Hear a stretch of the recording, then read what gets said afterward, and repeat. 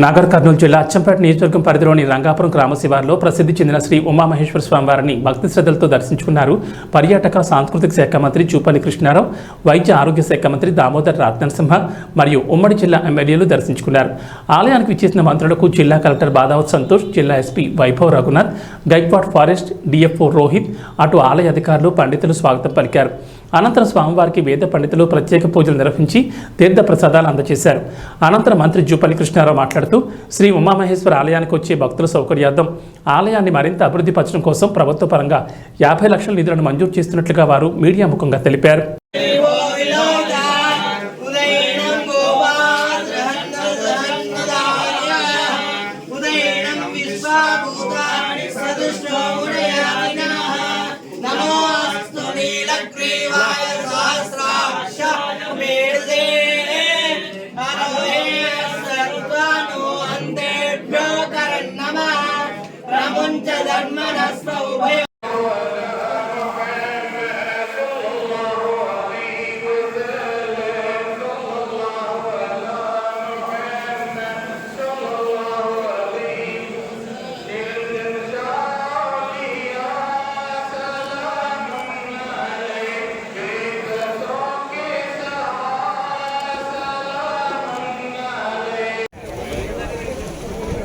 దయచేసి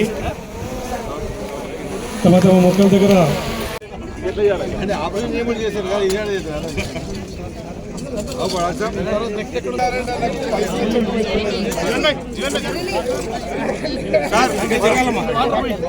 మాకు లోపలికి లేదు సార్, మీరు వరకు అన్నారు అట్లా చెప్పి ఈరోజు చెప్పరా.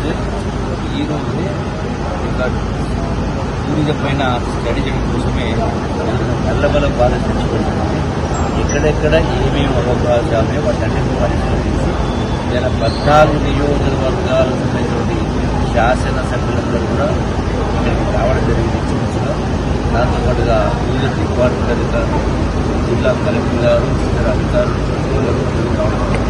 సో అంటే వచ్చేటువంటి వీలైనంత తొందరలో ఈ టూరిజం పెంచే కార్యక్రమానికి ప్రజలకు ఉన్నటువంటి అవుతుంది అవకాశాలు ఉంది, వసతులు కల్పించే కార్యక్రమం రాష్ట్రమే కాదు దేశం నలుగురించి కూడా ఈ నల్లమల ఫారెస్ట్ భాగంగానే నెల మొదటి రోజు